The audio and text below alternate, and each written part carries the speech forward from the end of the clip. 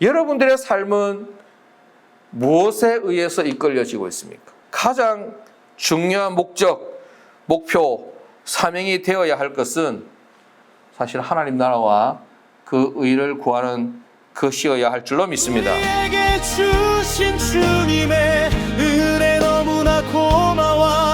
오늘도 등대에 불을 밝히네. 여호수아 15장의 말씀을 통해서 목적이 이끄는 삶이라고 하는 제목을 함께 말씀을 나누겠습니다. 날씨가 많이 덥습니다. 양산은 비 안 오기로 합의를 봤는지 비 온다 해도 해놓고 비 안 오고 있습니다. 많이 힘듭니다. 비 안 오지만 습도가 높아가지고 생활하기도 많이 힘들고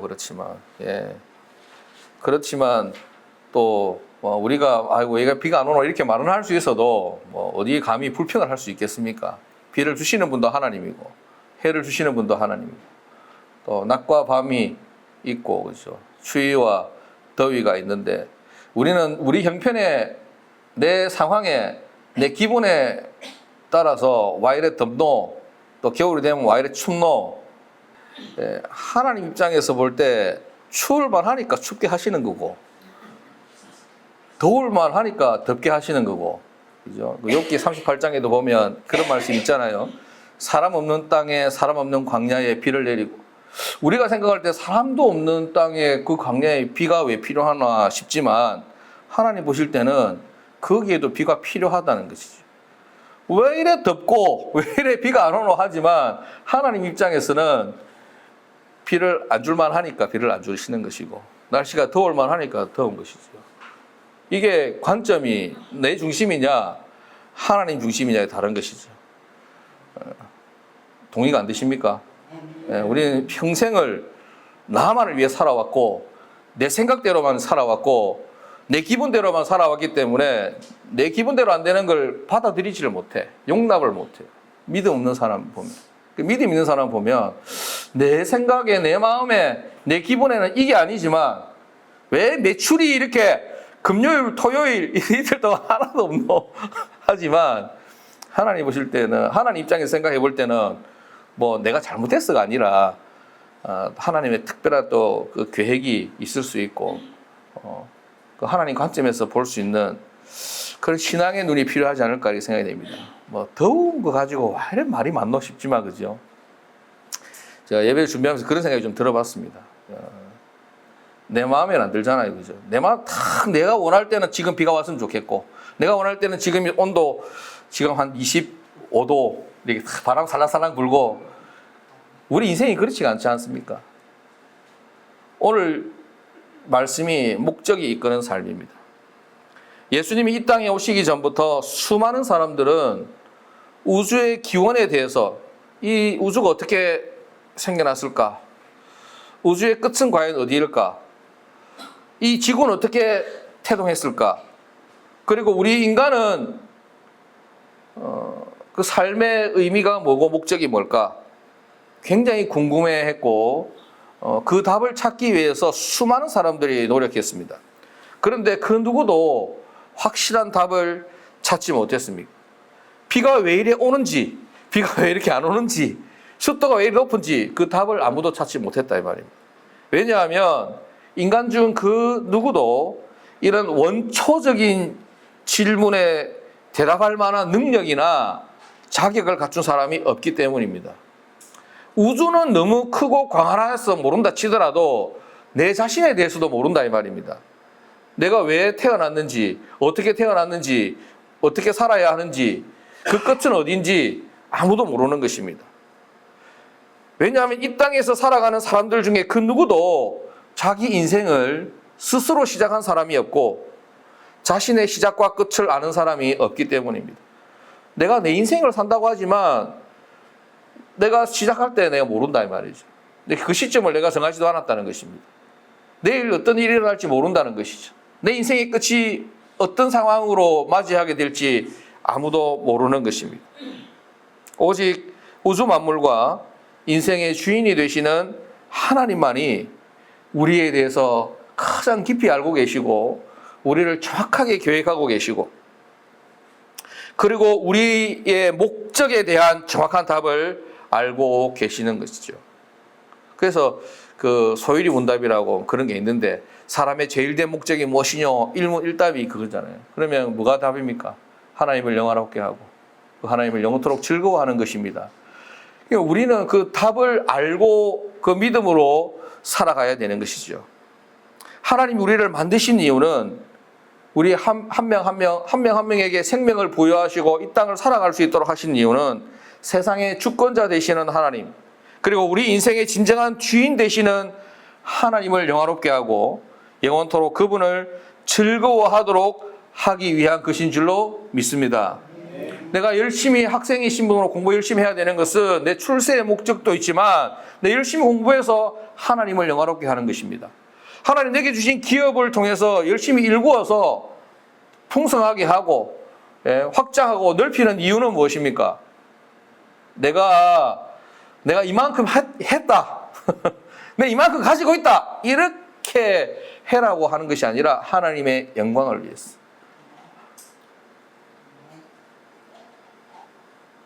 동의가 될 수 있는 믿음이 있기를 주님의 이름으로 축복합니다.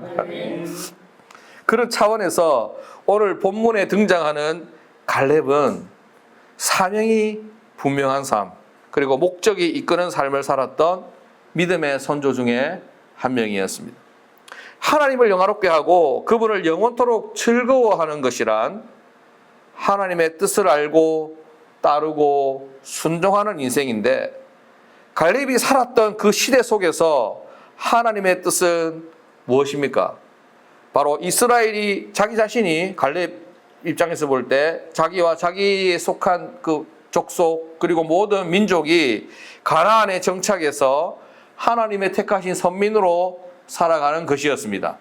그 시대 속에서 영원한 하나님의 뜻과 계획도 있지만 자기가 살고 있는 그 시대 속에서 하나님이 원하시는 그 삶의 모습도 있다는 것이죠. 갈렙의 입장에서 볼 때 갈렙이 깨닫게 된 하나님의 목적과 의미는 뭡니까? 가나안에 잘 정착하는 것입니다. 거기서 믿음의 삶을 살아가는 것이죠. 구약성경 신명기 30장 19절 20절에 보면 하나님께서 아브라함과 이삭 그리고 야곱으로 이어지는 이스라엘의 족장들에게 계속해서 지속적으로 약속하시고 명령하신 내용이 바로 이스라엘이 가나안 땅에서 살게 하시는 것이었음을 알 수 있습니다. 그러니까 한 번 말하고 끝난 게 아닙니다. 아브라함에게 말씀하시고 그 아들 이삭에게 말씀하시고 그 아들 야곱에게도 말씀하셨던 그 이스라엘의 족장이라고 그러죠. 그 아브라함과 이삭과 야곱 그리고 요셉 거쳐서 모세와 여호수아에게까지 이르도록 계속해서 반복해서 잊어버릴 만하면 이야기하고 기억하고 있냐라고 이야기하고 했던 그 내용이 바로 너희들은 가나안에 정착해서 살아야 된다라는 것입니다. 한번 찾아보겠습니다. 구약성경 신명기 30장 19절 20절 말씀입니다. 여호수아보다 앞에 있습니다. 신명기 30장 19절 20절 말씀 우리 같이 읽어보도록 하겠습니다. 신명기 30장 19절 20절 말씀 같이 봅니다. 시작. 내가 오늘 하늘과 땅을 불러 너희에게 증거를 삼노라. 내가 생명과 사망과 복과 저주를 네 앞에 두었은즉 너와 내 자손이 살기 위하여 생명을 택하고 내 하나님 여호와를 사랑하고 그의 말씀을 청종하며 또 그를 의지하라. 그는 내 생명이시요 내 장수이시니 여호와께서 내 조상 아브라함과 이삭과 야곱에게 주리라고 맹세하신 땅에 네가 거주하리라. 아멘. 아브라함과 이삭과 야곱에게 줄 것이라고 맹세하셨던 그 땅이 무슨 땅입니까? 젖과 꿀이 흐르는 가나안 땅. 하나님은 믿음의 조상 아브라함을 처음 부르실 때부터 이 가나안 땅을 약속하셨습니다. 뿐만 아니라 그 아들 이삭, 그 아들 야곱, 그리고 그 아들 요셉에게도, 그리고 모세에게 여호수아를 거쳐 갈렙에 이르기까지 기회가 될 때마다 이스라엘이 그 약속을 잊지 않도록 상기시키시는 것입니다. 그만큼 중요한 내용이라는 것입니다. 밑줄 긋고 빨간색으로 별표 치고 해라는 것입니다. 그러므로 이스라엘을 향한 하나님의 목적은 이스라엘 백성들이 가나안 땅에 들어가서 하나님의 백성으로 하나님의 말씀을 따라 살아가는 것입니다. 지금의 이 우리의 개념으로는 뭡니까? 이 땅에서 믿음으로 천국을 이루며 살아가는 것이라 할 수 있습니다. 그런데 갈렙은 조상적부터 이어져 온 하나님의 그 목적과 뜻을 분명히 알았고, 알기만 한 것이 아니라 그 하나님의 목적을 이루어가고 그 목적을 따르는 삶을 살았던 것입니다. 한마디로 갈렙의 인생은 목적이 이끄는 삶이었다고 할 수 있습니다.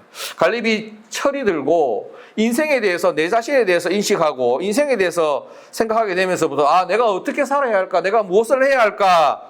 라고 고민하고 생각한 끝에 내린 결론이 뭐였다고요? 하나님의 뜻을 따라 살아야겠다. 갈렙만 그래야 될 것이 아니라 힘없고 배운 것 좀 부족하고 가진 것도 없고 연약한 나도, 저와 여러분들도 그렇게 살아가야 할 줄로 믿습니다. 갈렙이 얼마나 사명과 목적이 분명한 삶을 살았는지는 그가 자신의 사위를 선택하는 데서도 드러납니다.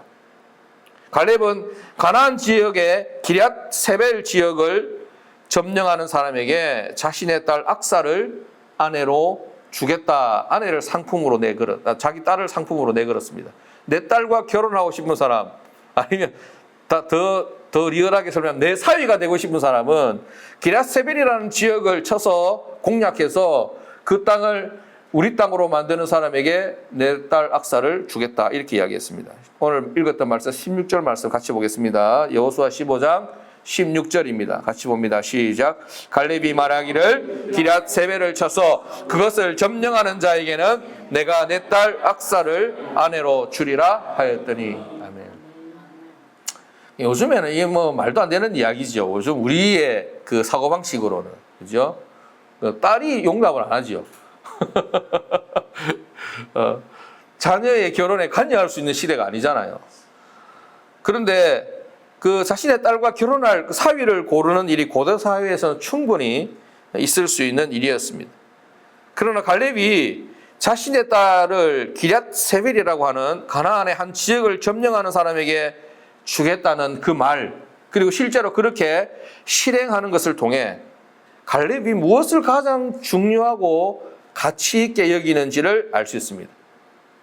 갈렙이 가장 중요하게 여기는 것, 갈렙이 가장 중요하게 여기는 삶의 가치는 가나안에 정착하는 것이었어요. 그래서 이 꿈을, 내 꿈을 이룰 수만 있다면 그 꿈을 대신 나와 함께 이루어갈 사람을 내 사위로 맞아들이겠다.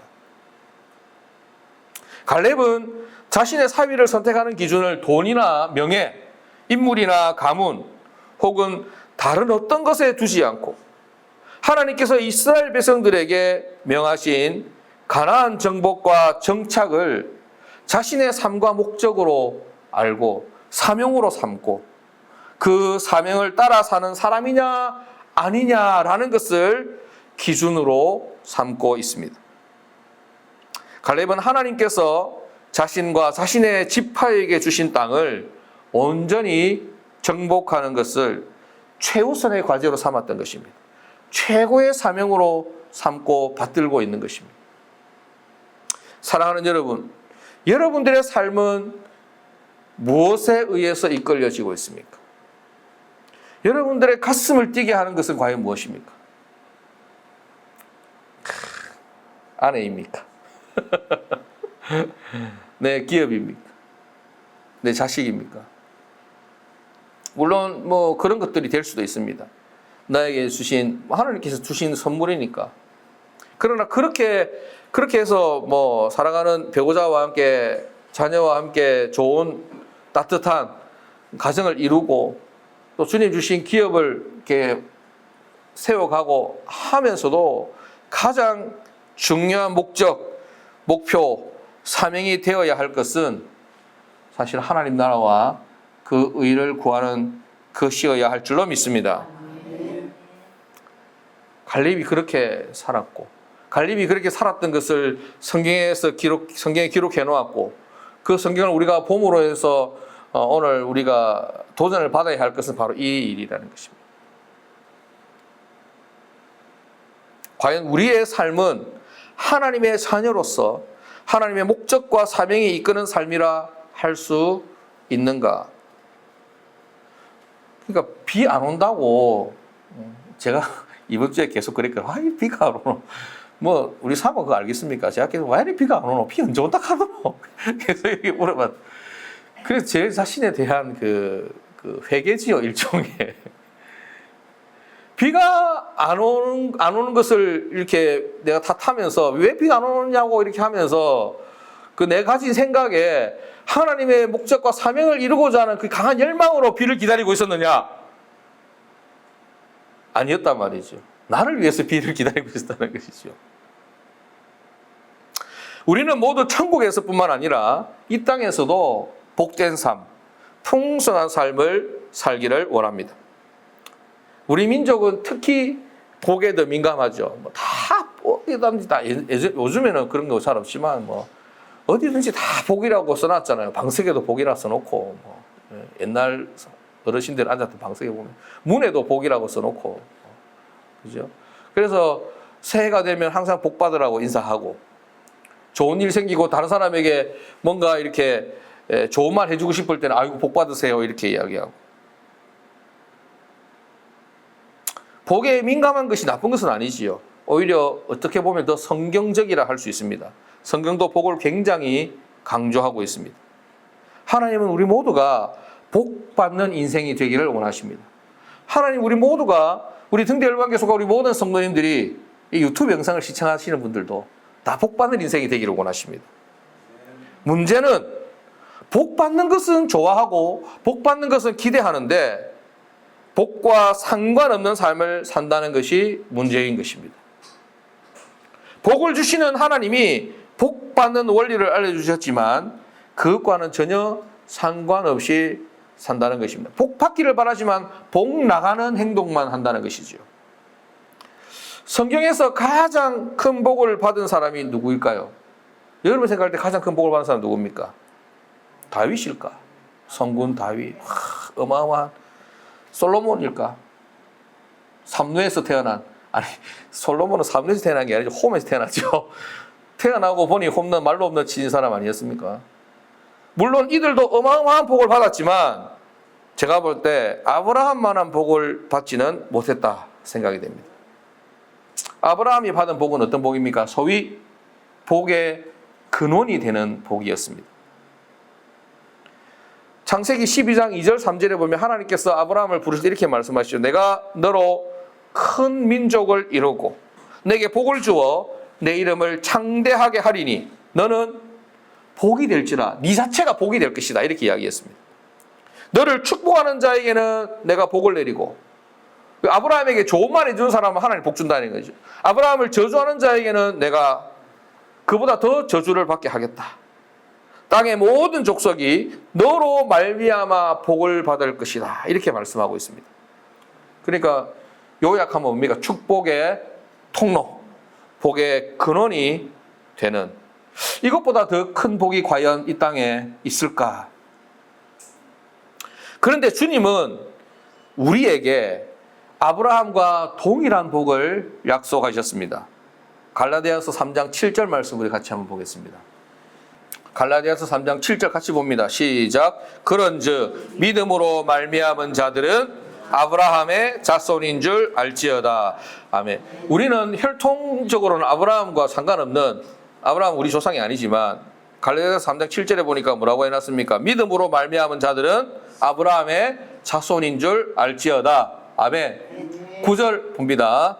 그런즉 믿음으로 말미암은 자는 믿음이 있는 아브라함과 함께 복을 받느니라. 아멘.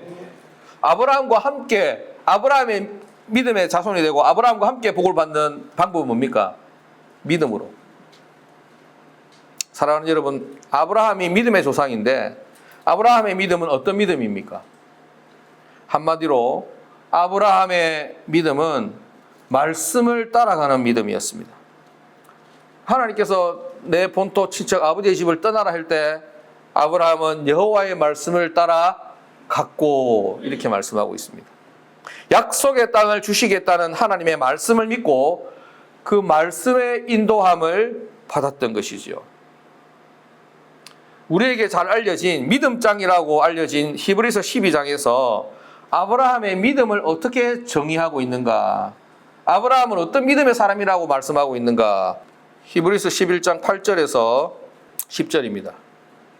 히브리서 11장 8절에서 10절까지 아브라함의 믿음을 어떻게 평가하는지 한번 같이 보겠습니다. 시작. 믿음으로 아브라함은 부르심을 받았을 때에 순종하여 장래의 유업으로 받을 땅에 나아갈새 갈 바를 알지 못하고 나아갔으며 믿음으로 그가 이방의 땅에 있는 것 같이 약속의 땅에 거류하여 동일한 약속을 유업으로 함께 받은 이삭 및 야곱과 더불어 장막에 거하였으니 이는 그가 하나님이 계획하시고 지으실 터가 있는 성을 바랐습니다. 아멘. 한마디로 아브라함의 믿음은 약속의 땅으로 나아가는 믿음이었습니다. 그리고 그곳에 머무는 믿음이었습니다. 그곳에 머무는 믿음이라고 하는 건 거기가 그 흉년이 들고 먹고 살기 힘들어져서 사람들 볼 때 야 여기는 이제 끝났다. 여기는 이제 농사도 안 되고 아무것도 안 된다. 저쪽에 더 좋은 데가 있다라고 하더라도 그곳에 머무는 믿음이지. 그리고 하나님의 지으실 성을 바라보는 믿음이었습니다. 다시 말해서 아브라함은 하나님께서 부여하신 믿음과 사명에 충실한 삶을 살았던 것입니다. 그래서 아브라함과 갈렙이 이렇게 그 인생이 일맥상통하는 것입니다. 사랑하는 여러분, 축복의 통로 그리고 복의 근원이 되는 놀라운 축복이 주어지는 비결이 이렇게 명확해졌습니다. 바로 아브라함과 같이 그리고 갈렙과 같이 어떠한 순간, 어떠한 경우에라도 하나님만을 바라보는 믿음. 이게 참 어렵습니다. 그렇죠? 쉽지가 않습니다. 그러나 그런 믿음이 우리에게 있어야 되고 또 있을 줄로 믿습니다. 하나님만 믿고 신뢰하는 믿음. 하나님께서 주신 목적, 그리고 그 목적이 이끄는 삶을 살아가는 것입니다. 하나님께서 주신 목적, 그리고 목적이 이끄는 삶을 살아간다고 해서 우리가 뭐 굶어야 되는 건 아니고 우리 인생의 즐거움이 다 빼앗기는 건 아니거든요, 사실. 그 안에 굉장히 큰 즐거움이 있습니다. 굉장히 이 세상이 줄 수 없는 복이 있습니다. 안 해보니까 옛날에부터 항상 이런 비유를 들 때 많이 해봤던 사람, 수영을 못하는 사람은 이렇게 바닷가에서 그냥 발만 이렇게 물장구만 치면서 놀잖아요. 그 파도 오면 막 무서워하고. 근데 수영을 할 줄 알게 되면 그냥 파도가 와도 우리 다 봤잖아요. 우리 김상 집사님 어떻게 하는지. 근데 물에 빠져도 두려워하지 않고 유유히 배영으로 헤엄쳐 나오는 걸 보면서. 우리가 그 안에 하나님의 은혜의 바다, 하나님의 사명의 바다에 빠져들지 못할 때는 그냥 그것이 아이고 저기 내 잡아먹는 내 집을 삼키는 것인가 보다. 나는 이제 세상 즐거움 다 사라지고 이제 무슨 낙으로 사노? 싶겠지만 그 안에 들어가 보면 더 놀라운 기쁨이 있고 더 놀라운 만족이 있고 더 놀라운 풍성함이 있고 이 세상에 감히 줄 수 없는 더 큰 은혜가 있다는 사실을 빠져들 때 알 수 있게 되는 것입니다. 그렇다면 오늘 저와 여러분들에게 주어진 사명은 무엇입니까? 각자 개인적으로는 하나님의 자녀요, 천국 백성으로서 신실한 믿음의 삶을 사는 것이 바로 사명을 따라 사는 삶인 줄로 믿습니다. 뭐 거창한 게 아니고 우리가 뭐 선교사 자격증 따가지고 선교 나가면 더 좋겠지만 저는 요즘 그래서 우리나라가 제일 척박한 선교지 아니겠습니까? 이보다 더 예전에는 뭐 이슬람권이라고 했지만 제가 볼 때 여기가 더 척박해요. 여기가 전도 더 안 되잖아요. 그죠? 제일 완악하고 교회 이야기 끊으면 다 안다. 내 주위에 뭐 교회를 핍박하고 예수 안 믿는다고 그래 발악을 하는 사람들 보면 그 형제 중에 목회자가 있고 그 친척 중에 뭐 아주 유력한 권사가 있고 뭐 말도 못 꺼내게 하잖아요.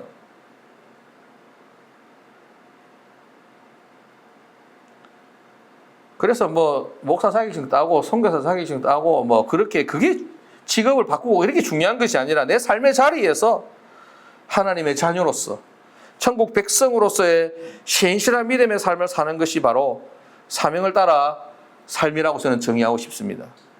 또한 교회 공동체적으로는 우리 등대열방교회에 맡기신 특별한 그런 사명이 있지요. 우리가 살아가고 있는 이 시대 그리고 우리가 살고 있는 이 지역 속에서 믿음의 선한 영향력을 끼치는 것입니다. 내일의 소망, 영원한 소망이 없이 그저 오늘이 우리 삶의 전부인 줄 알고 살아가는 사람들에게 천국의 소망을 전하는 것이죠. 함께 나타내는 것이죠.